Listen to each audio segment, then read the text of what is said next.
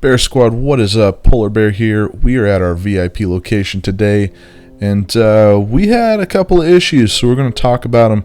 Before we get into this, if you guys are new to the channel, make sure you like the video and subscribe. This channel is a channel where I just go through and show you my vending business and what I do on location on a regular basis. I GoPro it and then I walk you through it.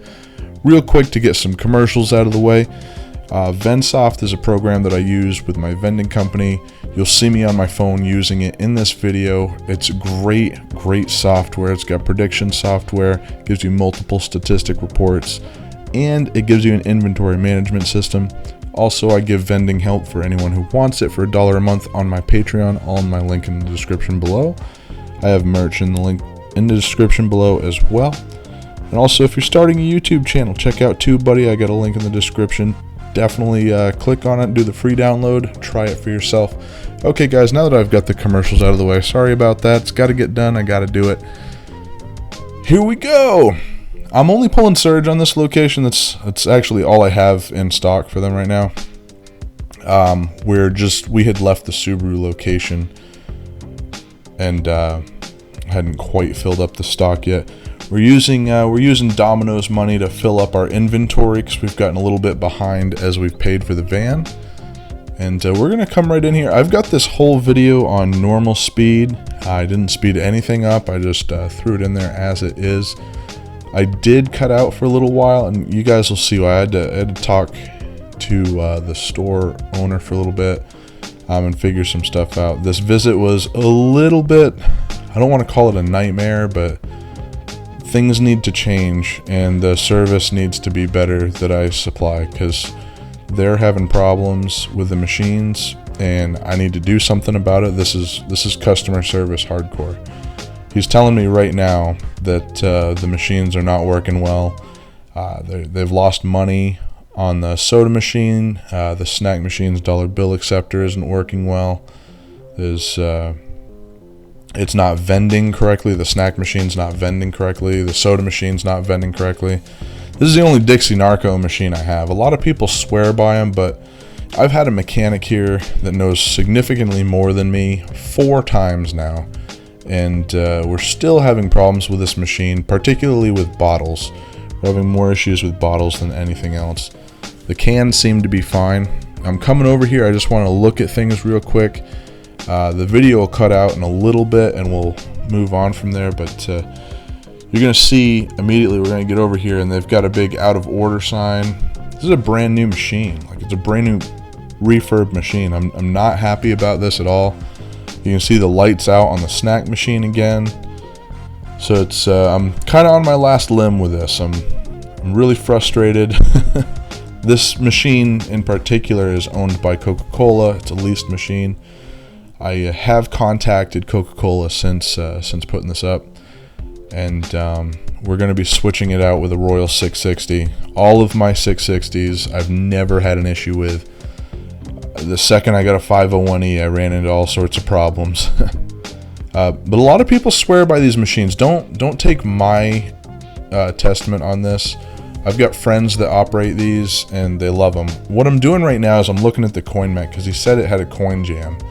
Now I'm looking in the bill acceptor to see if the bill acceptor is jammed, and I'm not seeing any problems.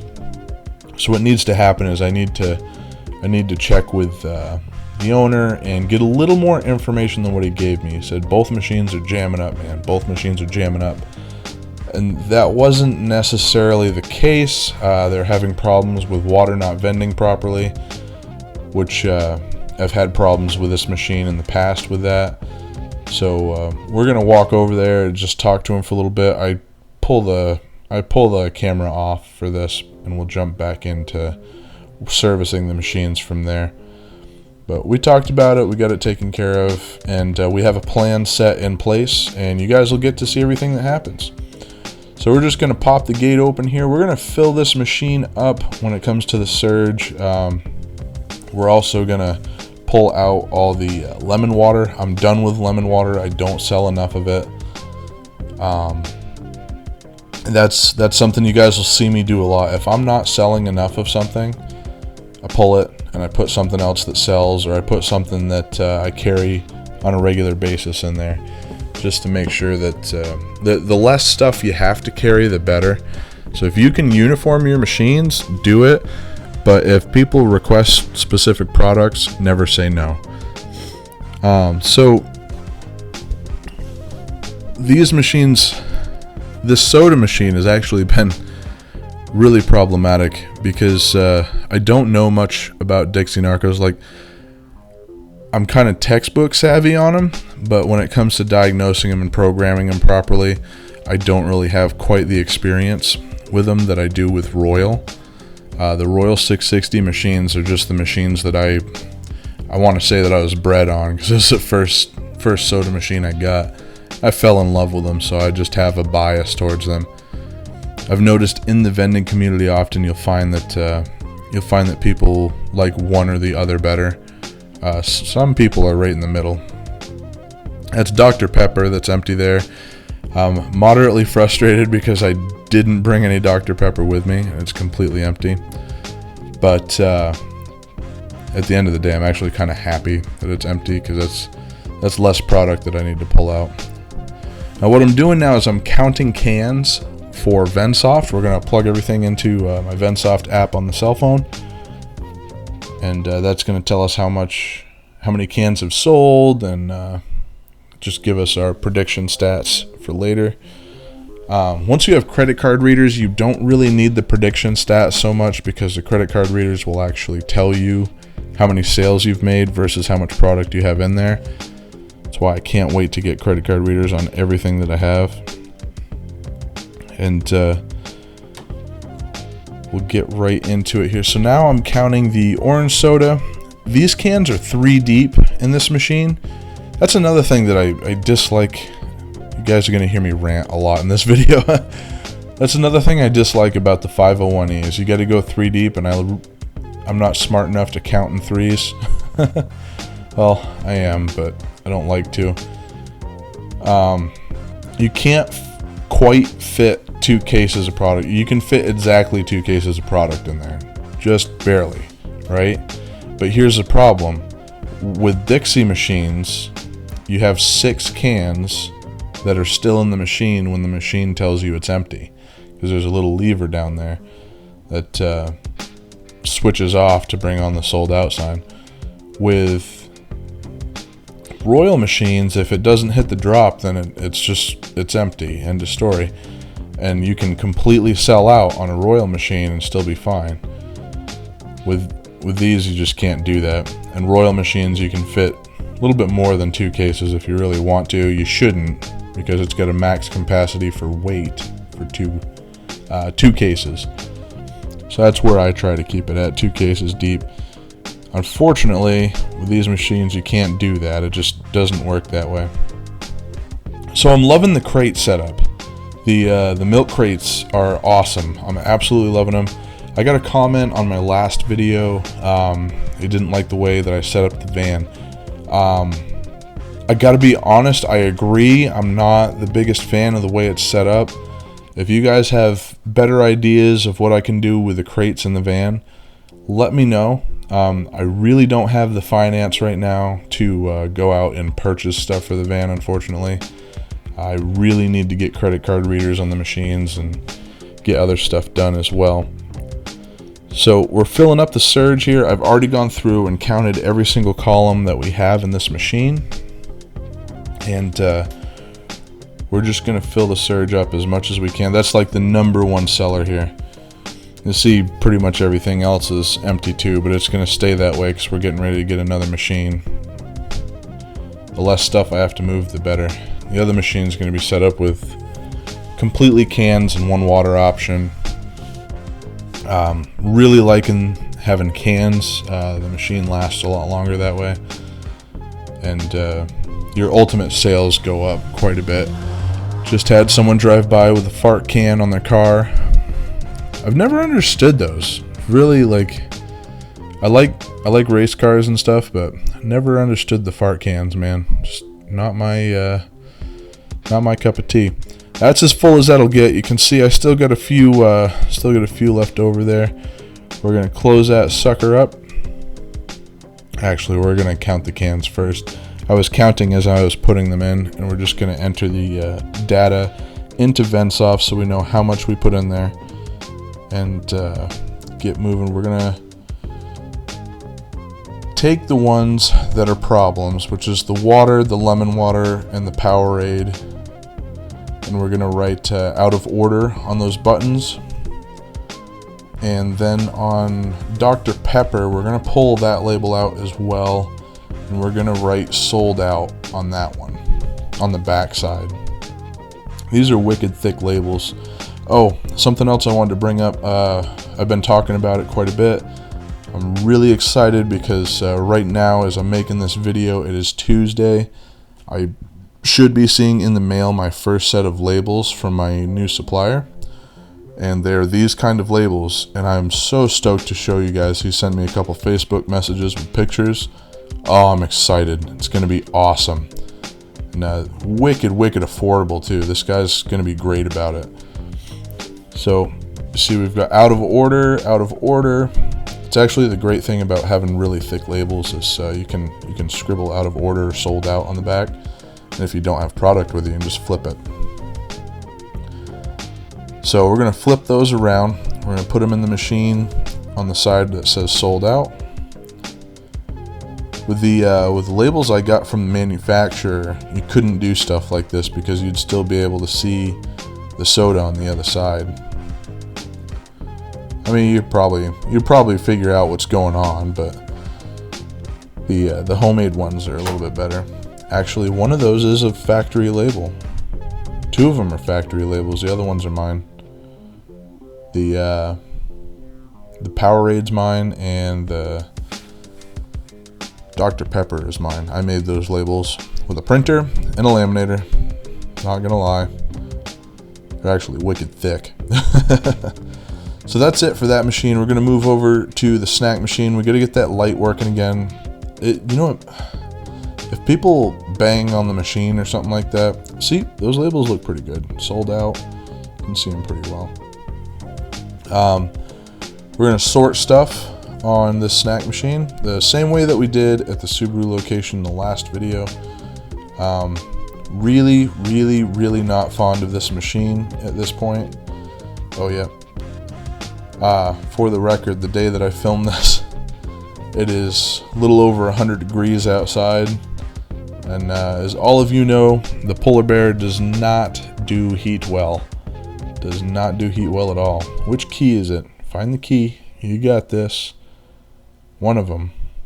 It's got to be one of them. There it is. This is literally the only machine I have keyed with that specific key. I really want to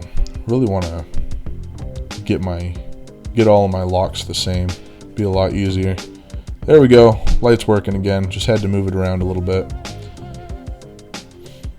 So we have a problem. You see right there, that one's pretty much fallen right out. I can't remember why I opened that. Oh, I was opening it to look at the bill acceptor and see if there was any money in it. The bill acceptor is wicked finicky with the bills. I'm gonna come over and talk to him a little bit more and see what I'm checking for. What was really hanging up was the bottom. Whoa. Forgot I even did this. Did I shut it off? I don't think I shut it off. I think I just left it there. Well, I guess you guys can look at my knees for a minute or something. Holy cow. So what we're talking about right now is I'm asking him where the jams were occurring. Were they occurring on the bottom shelf, the top shelf, whatever? Because I had 3-ounce bags in the bottom shelf, or I think it's like 1.5 to 3. I don't remember. But they're too big for that bottom shelf. So if that's the problem, I'll just take them off of that shelf, and we'll leave that shelf empty in the meantime while we're waiting for new machines. Oh yeah, by the way, getting new machines. Woot woot. Excited. Not new machines, but getting a couple of 4-wide AP 3000s, I believe. Might be something different, but I'm pretty sure that's what we're going to wind up with. Alright, hat's going back on. I really like really looks like I'm walking. I'm walking, but it looks like You guys know what I'm talking about. It looks like I'm filming through my eyes. Alright, so we're going to pull this first one down and see what sales look like, and they really don't look good at all. Don't look good at all. Sales compared to the other one. The other one was like sold out of pretty much everything, so we're just going to leave that one alone. Not too shabby. A little bit better on this shelf. So we're just going to scoot those guys over there, fill in the void, and that should be fine. Why did I do that? There's no reason to do that. Doesn't really make any sense. Oh well. And we're going to pull these guys out. We got 7 of them. We're going to pull them out, put them up top, and they're going to go in on that third shelf down.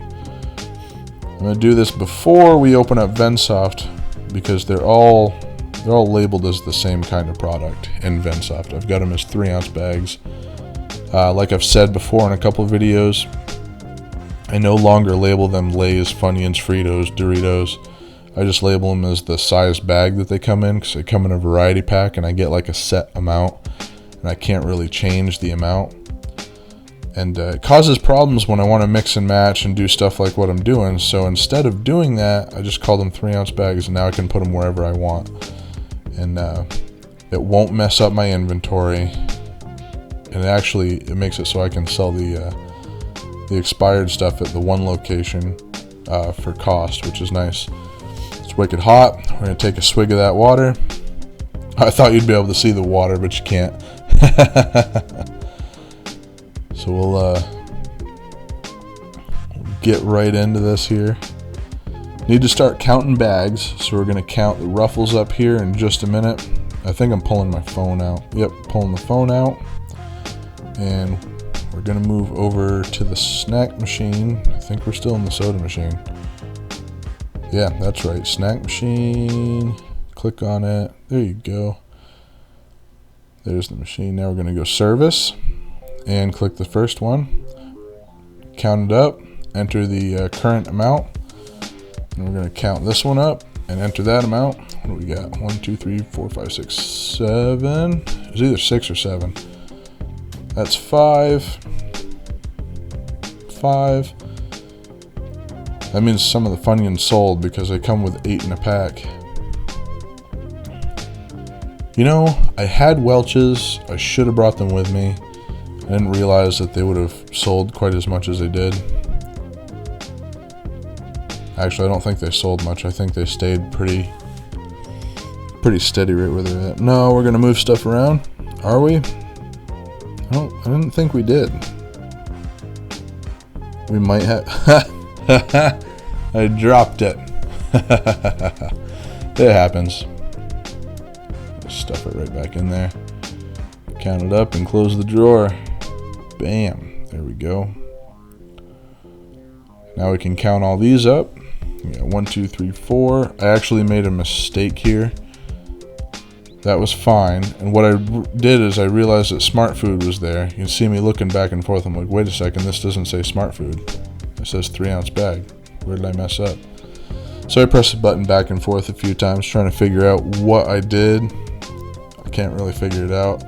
So I decided to change the product, and then after I changed the product, I wind up figuring it out. Go figure, right? That's the way it works. So in the app, what you can do is you can remove the product, or if the product is sold out, there's a little 3-bar touch you can hit, and you can go in and change the product on location, which is kind of cool. I like that feature. Makes things a lot easier in the long run. I'm pretty sure I messed with this for a minute before I realized what's going on. Oh wait, have I already figured it out? Yep, I think I just figured it out now. So I'm going through and fixing it now. Maybe. Possibly. Oh, now I figure it out. I'm just like, what? You see, I wave my hands. I'm just like, dang it, I just changed all that for no reason. This machine, this is a USI 3014A. I like the machines, but man, this one has given me some problems. If you're gonna get machines like this, just make sure that it's already upgraded to MDB. I'm gonna wind up getting a machine that is already upgraded because I don't really want to go through the headache of trying to make this one work. Something else that I have an issue with on this machine in particular is some of the backs of the shelves are slightly broken, so the motors don't really, it's really hard to explain. Some of the motors don't fit the way that they should. They'll like move around a little bit, so you'll look like you'll get half a spin out of something and it won't drop product, which obviously creates problems. This is like this machine here and the machine that I have up at my Randolph Tire Warehouse location. Those two snack machines are the worst. I really hate the bill acceptors that are in them. They're just not good, not good at all. So we had an issue quite a while back. I haven't really come to a resolution yet because it still gets really hot in there. That's another problem with this machine. This machine gets extremely warm. There's little to no ventilation in it. I've noticed all my other vending machines have a lot of what looks like, it's not insulation, but like they've got really thick metal to keep it from getting super hot in there, and usually they're in spots that you don't have to worry about that. This building is literally nothing but windows, so it gets hot in there. And I'm hoping that the machines that I'm picking up won't have that problem quite as bad. We'll be able to solve it. I'm pretty sure I'm gonna have to take a loss on all the candy in this machine. I'm pretty sure it's all no good. What I'll probably do is I'll probably take a whole row at Tire Warehouse and set them up for like, I don't know. See, I pay 80 cents a pop for these, 70 cents a pop for these. I'm not sure if I'm going to set them at cost or... Yeah, I'm not sure. I'll have to figure it out. I'm probably going to lose money on these no matter what I do, but it is what it is. Is it 70 cents? I can't remember how much I pay for this stuff. I think some of it is up there in that area, but you'll find a lot of candy is not quite as cheap as it once was. Oh, jeez, yawn right in the middle of the dub. Oh well, it happens. It is what it is. Not changing it. And that's it, right? That's the last of it right there. I'm just quickly checking over things, looking at them. I mean, there's not a whole lot that I can do at this point. You can kind of see, I guess you can't. You can kind of see the bills in there. There's not a whole lot of them. This machine's wicked picky on dollar bills. Not fond of it at all. Alright guys, that is about it for this one. Guys, I gotta send a thank you out there. Thank you so much for tuning into my channel. I really do appreciate it. Remember to love life and live your dreams. As always, be Farnsworthy. Do me a huge favor. The two things that can help me the most on this: hit the like button and leave a comment below. And if you really want to go above and beyond for things for me, share the video. Alright guys, peace out, Bear Squad.